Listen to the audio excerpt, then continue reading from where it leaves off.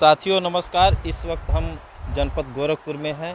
आज यहाँ पर अंबेडकर जन मोर्चा के तत्वाधान में श्रवण कुमार निराला लोकसभा प्रत्याशी का आज नामांकन किया गया है, जिसमें यहाँ पर काफ़ी संख्या में लोग इकट्ठा हुए हैं उनके समर्थन में। हम कुछ जानकारी लेते हैं। सर, आपका नाम क्या है और आप भी श्रवण कुमार निराला के समर्थन में आए हुए हैं और वो भी यहाँ पर बांसगांव लोकसभा क्षेत्र से। क्या नाम है आपका? सर, मेरा नाम डॉक्टर योगेंद्र कुमार है जी। किस गौरी बाजार ब्लॉक से हूँ, देवरिया जिला से।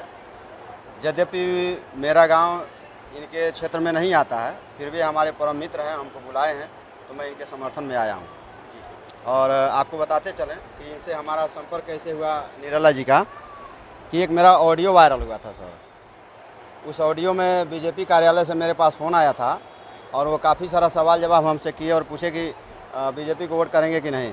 तो हमने उसमें साफ मना कर दिया। तो उसमें वो पूछे कि क्यों, तो हमने बताया कि अगर आप क्यों जानना चाहेंगे तो बहुत सारा क्यों है और इतना जवाब आपको मिलेगा कि आप तुरंत नाराज़ हो जाएंगे और पुलिस भेज देंगे, गिरफ्तार करवाने लगेंगे। अच्छा, ऐसा? जी, ऐसा बोले।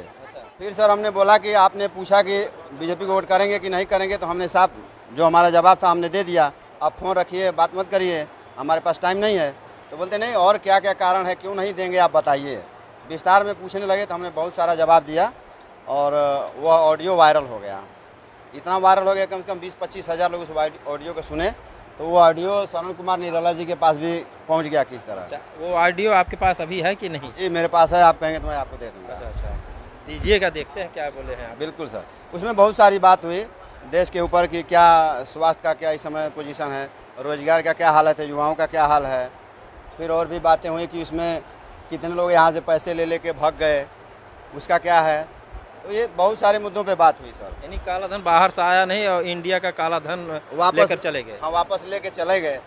तो ये तमाम सारी बातें हुई। तो जब उनके पास कोई जवाब नहीं रह गया तो वो धर्म पे बात लगे करने कि हम लोग राम को लाए हैं।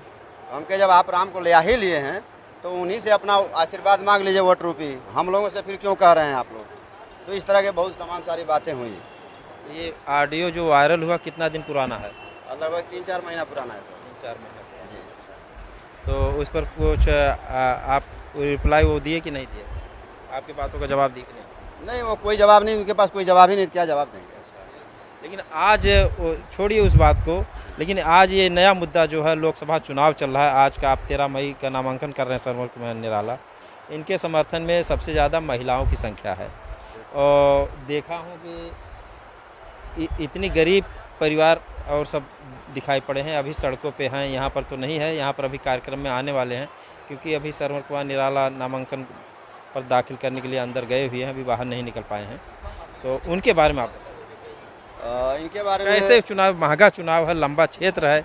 लोकसभा चुनाव एक बहुत लंबा क्षेत्र होता है और महंगा चुनाव, आज की महंगाई के अनुसार बहुत महंगा चुनाव है। जी सर, लेकिन जिसके पास जनता की अदालत है उसके लिए पैसा बहुत बड़े मायने नहीं रखता है। हर जगह पैसा काम नहीं आता है सर। कई जगह ज़मीन पे जो काम किया है वह काम आ जाता है। तो ऐसे ही कुछ लड़ाकू ये अपने श्रवण कुमार निराला जी हैं। इनके हमने 10 अक्टूबर वाला जो डेरा डालो घेरा डालो जो गोरखपुर में हुआ था, उससे मैं बहुत प्रभावित हुआ कि वो गरीबों के बारे में इतना सोच रहे हैं कि इस समय का कोई लीडर, कोई नेता इतना गहराई में नहीं सोचता है। वो सोचता है कि बस 2-4 किलो 5 किलो राशन पकड़ा दो और जब वोट आए तो हमको सब लोग वोट दे दें। तो ऐसी छोटी सोच, और इन्होंने तो बहुत बड़ा सोचा है। इनका पहला मांग ही है कि हम दलितों और पिछड़ों को, जो गरीब हैं, भूमिहीन हैं, जिनके पास एक कट्ठा भी खेत नहीं है, चौराई भाजी बोने के लिए भी नहीं है, उनको हम 1-1 एकड़ ज़मीन प्रोवाइड कराएंगे।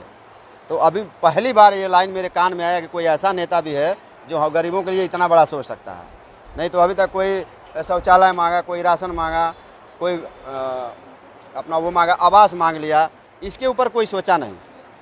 तो ये हम लोग का अधिकार, जब एक वोट का 1 वोट 1 वैल्यू सबका है सर, तो उसी तरह संविधान में या कानून में दर्ज है कि एक व्यक्ति 12 एकड़ से ज़्यादा ज़मीन नहीं रख सकता। तो यहाँ पे भारत में आपको पाया जाएगा कि कई लोगों के पास हज़ारों हज़ार एकड़ पड़ा हुआ है, सीलिंग की तमाम सारी ज़मीनें पड़ी हुई हैं। तो वहाँ से श्रवण कुमार जी ने सोचा कि हम सरकार से लड़ेंगे। और जब ये भी कहावत है कि जब तक बच्चा रोएगा नहीं, माँ दूध नहीं पिलाती है। तो जब तक ये दलित पिछड़े जो भूमिहीन है ये सरकार से अपनी मांग रखेंगे नहीं, तब तक उसको क्या ज़रूरत है देने का, वो क्यों देगा।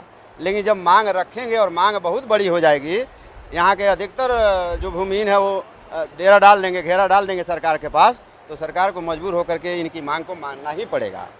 लेकिन बीच में आप जो 10 अक्टूबर को बता रहे हैं धरना को, उसको लेकर के सरवर कुमार निराला 90 दिन तक जेल में भी बंद थे। कोई बात नहीं सर, संघर्ष में जेल तो जाना ही पड़ता है। कोई ऐसा लीडर नहीं जो जेल ना गया हो। जब तक जेल जाएंगे नहीं, लड़ेंगे नहीं, तो जो अधिकार है वो आसानी से नहीं मिलते हैं, उसको छीनना पड़ता है। अगर ऐसे कोई अपने आप दे दे तब तो बात ही खत्म हो जाए। तो अब की बार सरवर कुमार निराला को आप लोग लोकसभा में भेज के रहे। हाँ, पूरा प्रयास है। माता बहनें सभी एक साथ उनके कदम में कदम ताल मिला करके चल रहे हैं और उम्मीद है कि इनको पक्का जिताएंगे और भेजेंगे संसद में। तो क्या इनके पास जैसे देखने में मालूम होता है, जैसे अम्बेडकरवादी जितने होते हैं सबसे ज़्यादा बहुजन समाज में एसी वर्ग के होते हैं, तो क्या इनके साथ एक वर्ग से थोड़ी वो चुनाव जीत सकते हैं? ये भी आपकी बात सही है कि सिर्फ एक वर्ग के वोट देने से ये नहीं जीत सकते, लेकिन भूमिहीन लोग सिर्फ एक ही वर्ग में नहीं हैं। ओबीसी पिछड़ा भी है जो है, उसमें भी बहुत सारे भूमिहीन हैं और भी बहुत सारे बिरादरियों में भूमिहीन हैं। तो ये जाति विशेष की लड़ाई नहीं है, ये भूमिहीन और जो निर्धन हैं, अति गरीब हैं, उनकी लड़ाई है। ये जाति विशेष की नहीं है। तो वो लोग भी साथ दे रहे हैं क्या?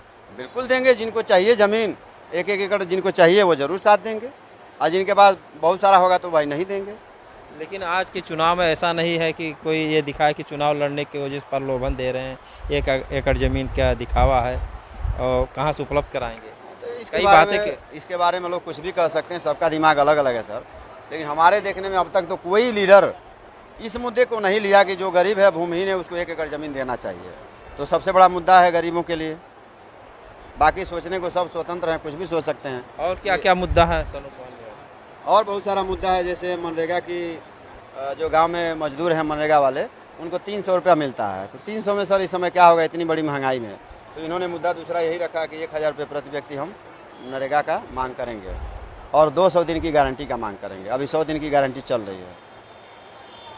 और तीसरा इनका जो है कि जो बेरोजगार हैं, पढ़े लिखे बेरोजगार, जो ग्रेजुएट होकर के बड़ी बड़ी डिग्री लेकर के और कोई काम धंधा नहीं है, नौकरी नहीं है सरकार के पास, तो उनसे बेरोजगारी भत्ता की मांग भी इनका एक है कि मिलना चाहिए। आखिर हम लोग कैसे गुजारा करेंगे पढ़े लिखे लोग? नौकरी है नहीं आपके पास, कहीं काम धंधा है नहीं, कल कारखाने आप लगाते नहीं हो इन पिछड़े इलाकों में, तो जीवन यापन करने के लिए कुछ तो चाहिए ना। तो आप लोग मिल करके अब की बार सरवर कुमार निराला को अपना समर्थन और लोगों जन सहयोग करके आप लोग जिताने का प्रयास करेंगे? जी बिल्कुल। जैसे कि इनका एक 6वां मांग ये भी है कि सरकारी नौकरी में 6 लाख पद उत्तर प्रदेश में अभी भी खाली है, तो सरकार उसको भरना नहीं चाहती है। और जो सरकारी संस्थान है उसको सबको प्राइवेट करते जा रही है। तो ऐसे बेरोजगारी और बढ़ रहा है। और हंगर स्ट्राइक में 7वें नंबर पे अपना देश आ चुका है। बांग्लादेश और नेपाल जैसे, और ये बगल में जो देश है पाकिस्तान, इन सब देशों से नीचे हमारा देश गिरता चला जा रहा है। तो जब तक यहाँ का युवा संघर्ष में आगे नहीं बढ़ेगा तब तक ये देश पीछे ही जाता रहेगा।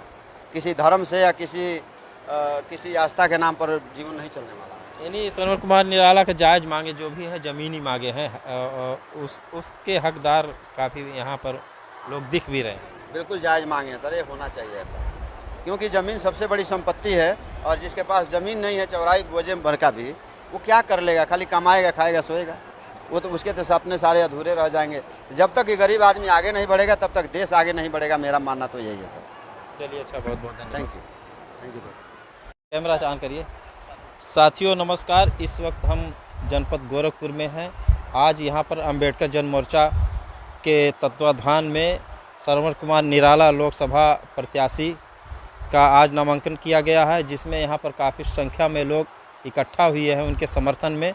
हम कुछ जानकारी लेते हैं। सर, आपका नाम क्या है और आप भी सरवर कुमार निराला के समर्थन में आए हुए हैं, और वो भी यहाँ पर बांसगांव लोकसभा क्षेत्र से। क्या नाम है आपका? सर, मेरा नाम डॉक्टर योगेंद्र कुमार है जी। किस गौरी बाजार ब्लॉक से हूँ, देवरिया जिला से। यद्यपि मेरा गांव इनके क्षेत्र में नहीं आता है, फिर भी हमारे परम मित्र हैं, हमको बुलाए हैं, तो मैं इनके समर्थन में आया हूँ।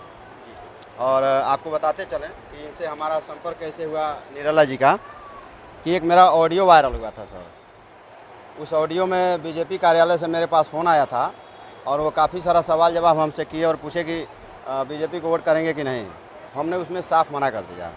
तो उसमें वो पूछे कि क्यों, तो हमने बताया कि अगर आप क्यों जानना चाहेंगे तो बहुत सारा क्यों है, और इतना जवाब आपको मिलेगा कि आप तुरंत नाराज़ हो जाएंगे और पुलिस भेज देंगे, गिरफ्तार करवाने लगेंगे। अच्छा, ऐसा